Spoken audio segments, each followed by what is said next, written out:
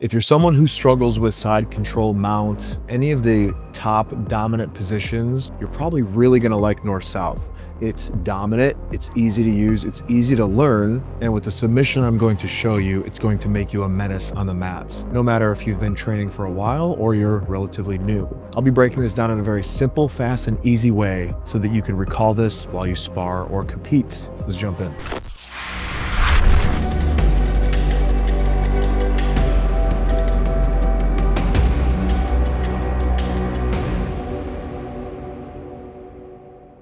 Not only is north-south one of my absolute favorite positions and ways to find submissions after 10 years of training being a brown belt, it's something that you guys have been requesting. So because of that, I want to jump into this because for me, it's easier than holding side control. For me, it's easier than holding mount. And there's not a lot of opportunity, if done correctly, for your opponent to sweep you or regain a dominant position. It's very energy efficient, low risk, high reward. So first off, let's talk about the setup. Now, it really doesn't matter what side control you start in, as long as you move in a north-south the way that works. So as we're checking the example, you can see I take my north side arm and I swim that over top of his head so that I'm planting my elbow against his face. Now from here, what I'm going to do is I'm going to scoop under his head with my entire arm. As I scoop, I'm also looking to dig my ribs into the side of his face. I'm also shifting my body towards his head. In a semicircle fashion, I'm running my feet so that my hips move in the direction of his head. As my rib cage moves closer to his face, what I want to do is not only scoop under his neck with my north side arm, I almost like an ice cream scooper want to scoop with my ribs so that his cheek is pressed against my ribs. Many times the guy in bottom is going to try to turn his face into your ribs, which is the counter to avoid the choke. Now, it doesn't stop the position of north-south from happening, but it certainly stops the choke from happening, which is why this is so important to make sure you scoop. Even if they turn their face into your ribs, you can dig with your rib cage so that you flatten his cheek up against your ribs. That's exactly what you need. Now, once you have that, this is almost done.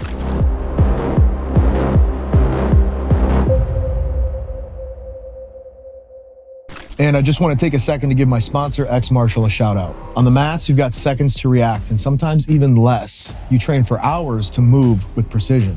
Your gear should keep up. X Martial makes high quality, high performance no-gi gear. The fit is clean and the material durable, breathable, and built for battle. One thing I can't stand about certain no-gi brands is how quickly the material falls apart and how quickly the designs wash away. Literally every single one of my rash guards that I own from X Martial has stood the test of time. I've been training jiu-jitsu for 9 years and I still have rash guards that look brand new. And since we're talking about the designs, they're original, they're unique, they help you look good. If you're gonna go compete and you don't feel you look your best, do you think that's helping you in your performance?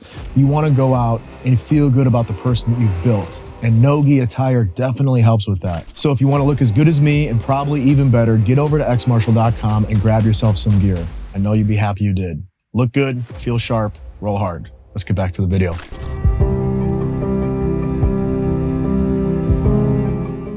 Now that we have the position and the choke set up, let's talk about the execution. Once you have this locked down, you guys that have followed me for a while know that I like to cook my opponents. If he feels this set, and he's familiar with the choke, he's gonna be trying really hard to get out of this, okay? He's gonna be bucking, he's gonna be trying to turn. I need to keep very strong active pressure through my arm to keep his face pressed against my ribs. If I have it done correctly, he's gonna burn his gears and he's gonna get really tired doing it.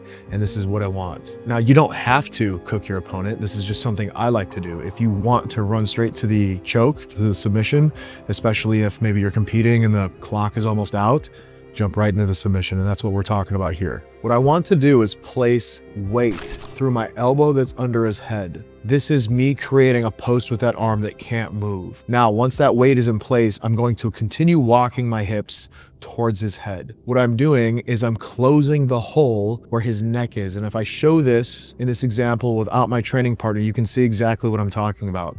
As I move my body, towards my elbow, it closes that gap where his neck would be. Now, oftentimes, if you do this correctly, you can get the tap without doing anything else from here, but we're gonna make it a little bit more mean.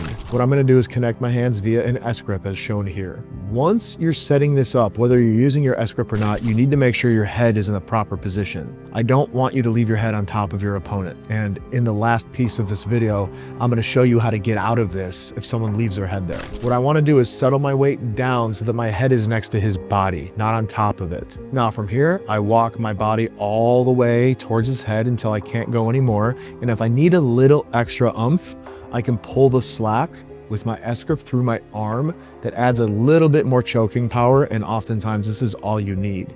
Now, a bonus detail that one of our black belts here, Mike Estrada, likes to show is that you'll take your toes and pull your body away from theirs, almost as if you're elongating their neck. This little detail, it makes it next level effective. So if you're having a hard time, oftentimes our opponents will shrug their shoulders in a way to save themselves from the choke. And if you walk your body away, pulling their head up away from their body, it alleviates this defense. And if they don't shrug their shoulders, it just makes it all that much worse for them. So if you pair all these things together, closing that gap, using your body, not your strength, walking your body towards your elbow, and then once you're at the end of that rope, you tighten the grip a little bit with your S grip. And if you need it, walk your body away by using your toes.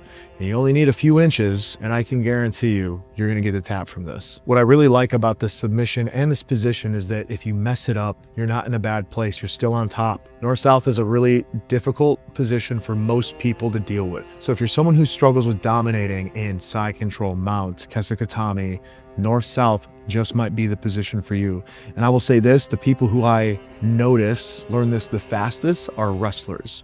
Wrestlers are so used to being in side control, and transitioning into North-South feels very natural. It was for me at least. So give this a shot. I think you'll like it. But real quick before we close out the video, let's talk about escaping this if they make that mistake and leave their head on the chest. So as we can see here, I've left my head on top of my opponent's chest. I've gotten a little greedy, maybe a little hungry, and I'm rushing the submission rather than completing all the steps necessary. What I'm especially doing wrong is I'm looking in the direction of my planted elbow. If I do this, it leaves him the opportunity to reach up and over with his inside arm, grab onto my chin, and then bridge and roll towards his wrapping arm. Because my spine is bent and twisted, it makes it very difficult for me to stop this movement, especially when he keeps that tight grip on my chin. The whole point of this is to keep that grip on the chin so that I can't straighten my head out. We have covered this concept and principle before, but if you're new here, if you keep a bend in your opponent's spine or a twist in your opponent's spine, you make them much weaker and they're much easier to deal with. And that's exactly what this does. It only takes this happening to a few times in North-South for you to remember to keep your head off their chest and down next to their body with your face facing the mat. From there, you're very safe. And most of the time they're gonna have to really try some jiu-jitsu wizardry. You know, purple belts and above usually can find their way out of this, sometimes not. If you do it correctly, it's a pain to deal with. So with that, guys, if you have any questions, concerns, you have other techniques from this position that you like, drop them in the comments. We're all learning from each other, including myself. My way is not the only way. I'm here to just show you what's worked for me in the decade that I've been training. So with that, you guys know how we like to end them, sometimes backwards, always forwards. I'll see you in the next one.